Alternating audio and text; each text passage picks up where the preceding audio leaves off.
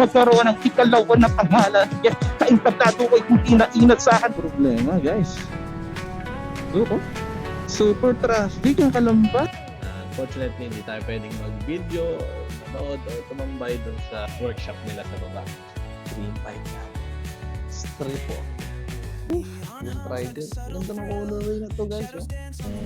Parang patagal, paganda yung performance ng bike ah.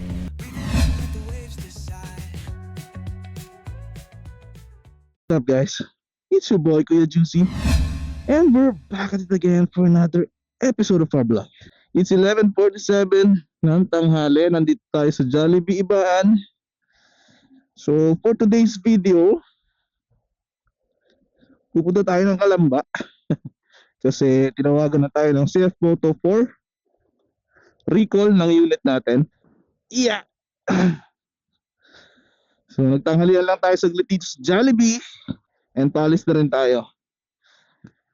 Kung mapapansin nyo, basang-basa yung paligid kasi kanina umulan. Supposedly kasi yung schedule natin this morning sa Kalamba, yun nga, unfortunately maulan kanina umaga. So tinawagan natin sila kung pwede tayo magpa-move ng hapon. So napakababait naman ng mga tropa natin dyan sa Kalamba, CF Moto. Pumayag sila na hapon na tayo magpa-service ng unit natin. So sa mga naka 675NK, alam nyo na to, nagkaroon ng recall. Isang official na recall ang CF Moto pagdating sa variants ng 675SR at saka 675NK, no? So mainly dahil yun ang dalawang issue.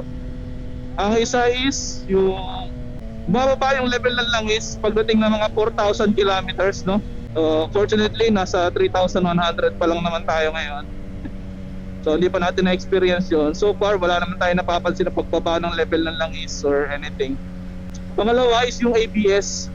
So may aayusin yata sila dun sa ABS, sa sensor or something like that. Basta yung dalawang ngayon. Sa mga naka 675SR, alam ko tatlo kasama yung steering damper. Problema dito sa 675NK, hindi na natin pwede palagyan to ng steering damper yung katulad nung sa mga stock. Sa mga bagong variants kasi meron silang provision ng brackets para doon sa steering damper. So unfortunately wala tayo nun. So dalawa lang yun sa atin, yung sa ABS at saka yung sa spray nozzle, which is yung sa langis ng makina. So ano ba yung mga nagiging effect pag sinabi natin bumababa yung level ng langis? Technically speaking, pag sinabi mo yung isang machine or yung isang gearbox nawawalan ng lubrication or ng langis. So unang-una, wala naman siya agad impact dun sa gearbox or dun sa mga granahe natin sa loob, sa internals ng makina. Gradual yung magiging effect niya. So mas iiksi yung lifespan ng mga parts natin internally, yung mga granahe natin sa gearbox. Sinasabi nila isa pang effect is magkakaroon daw ng power loss sa lower gears. And parang na-experience ko yung pagkakaroon ng power loss na yon. Pero ang akala ko dahil yun ang exhaust. Kita ko naman yung langis natin dahil bumababa ng below sa level. So most probably talaga sa sa exhaust natin kaya tayo nagkakaroon ng power loss. At specifically first gear 10,000 RPM nagkakaroon tayo ng power loss. Pagdating naman to sa ABS guys, parang wala naman ako napapansin dito sa bike natin regarding doon sa ABS. Parang good naman yung ABS natin. Nasubukan kaya ilang beses na nag-full stop tayo galing sa mabilis sa takbo.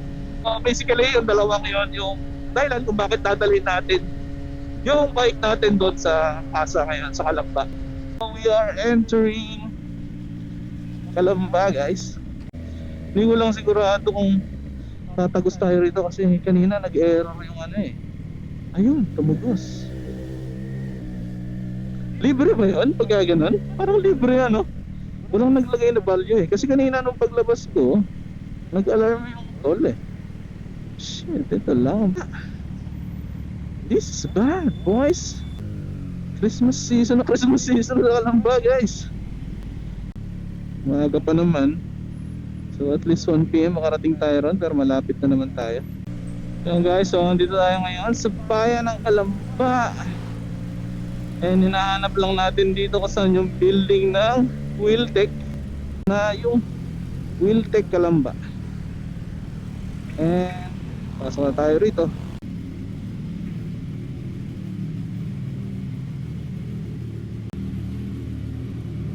Here, unfortunately, gusto natin pumunta sa baba dun sa mismong workshop nila para malaman kung ano ba yung mga ginagawa nila ron sa unit natin. Unfortunately, hindi tayo pwedeng mag-video or manood or tumambay dun sa workshop nila sa baba. So, balik lang ulit tayo dito sa taas. Chill lang, hintayin natin matapos. So, pinakita naman sa atin yung spray nozzle na papalitan nila. Ang problem, hindi din natin pwede picture. So, yan lang. Yun lang yung update. See you guys mamaya. So, dito naman guys is Triumph. Hindi ko lang sure kung part pa siya nung Wiltec na building. Ay. Bro, okay lang mag-video? Ito yung Tiger 660. Damn, itong ganitong colorway black, no? Dream bike natin. Triple 107. I'd prefer this kesa sa kung nasa 700 ka na. So, price na ng Z1. Price na ng 636.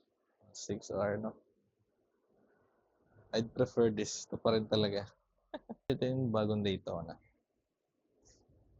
555K. Sale sila ngayon guys, kung gusto nyo. Meron silang 50K sale from 555 to 505. Damn. Yung Trident. Ganda ng colorway na to guys. Oh. Papatak mas mahal pa rin tong Trident kaysa rin sa Daytona. Standard price niya, mas mahal yung Daytona. Dahil lang naka-sale, 524 siya. Pogi.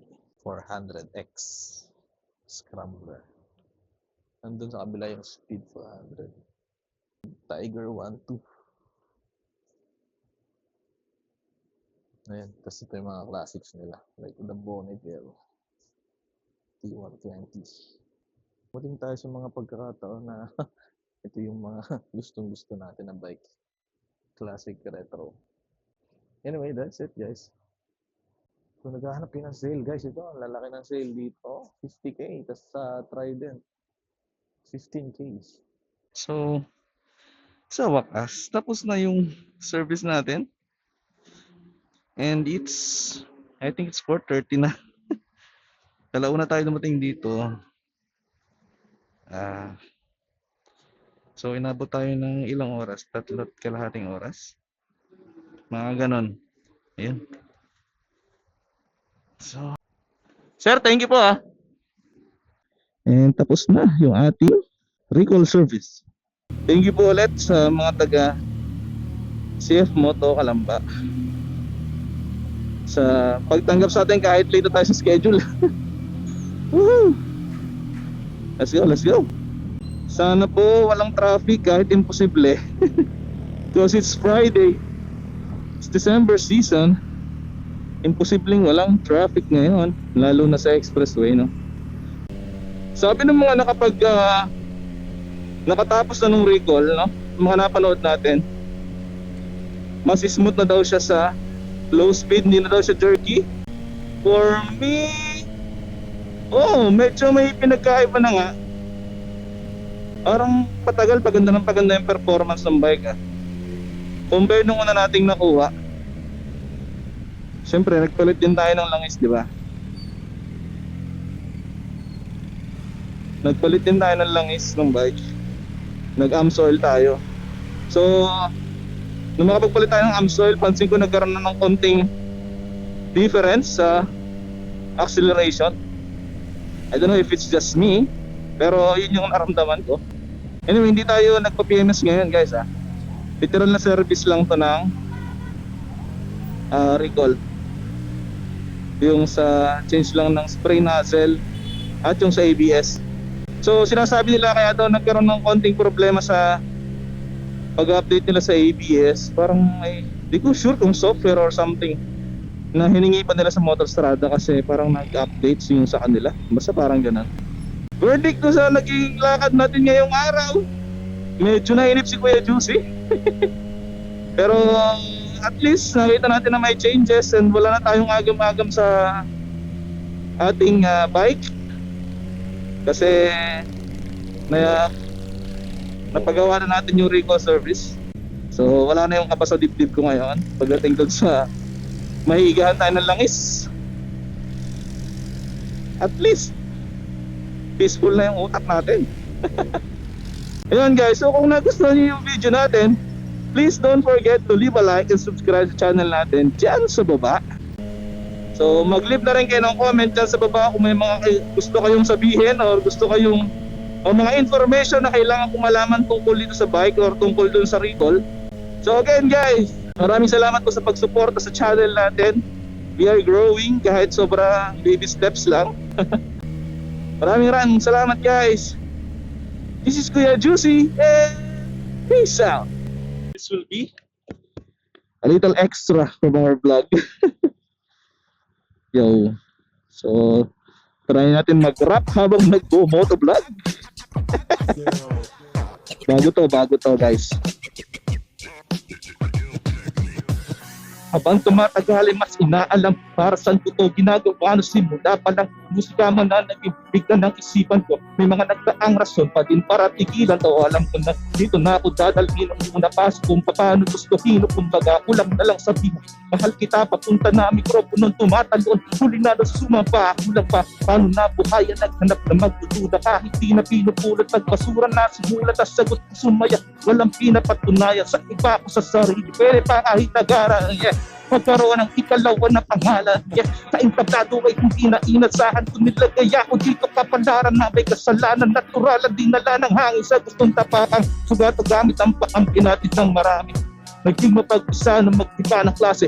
Kada araw na may pasakit sayang kasali. May sulat pa ng tita sumalapit sa aking imahe. Di paling tawa na kahit abuti pa ng umaga. Pumakupo may perang baba kung sa kamala ko sa kakalaro ng bara. Iwan mo makalbo yung sagada, di mo na kaya mangarap na parang umpisa't muli palagi pa alala sa sarili. Pag wala nang gana harapin ang bukas ka natutok sa mabahog na karaan. Sarili ang kalaban, di mo kaya nasasaktan. Di pa na kung di man kontrolado kalaban yan. Natuto sa karanasan, wala kung mapagladyan. Di ka na dapat kabahan, walang halong drama to. Binigyan kahulugan ko lang pagbangon sa kama ko. Sa dami ng nilagpasang araw na dinaraing ay mas naging kapana-panabik sa akin yung panibagong darating. Marami mga tila pasyente dyan magmagaling ginasasalamin ng templo ng dapat ko sambahin. Ako dyan. Ako dyan sa salamin. Ako dyan.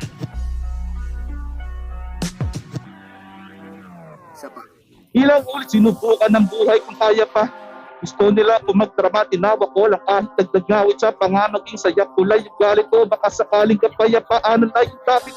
Gusto lang di naman makagawa ng klase kung saan pa dinala ng awit. Tulalas, kahit pagdalena, Maria Clara nakatalik ka. Hinakit pa itong musika, depende sa paggamit ka. Katalik na kaya huminga muna sandali. Bago mo kabuldukan, gawin mo yung minamali ko lang sa madaling salita. Sulat na panggulat na panggulat na panggulat na ganyan. Marigo sa gubat pakabihite, sa amin walang libre. Ito parang ay pinabayaran ng pagsisikat maikit. Kung alam nila pinagdaanan ko, di mo ko masisisi na sa gantong sapatos manatili. Ha! Yeah. You say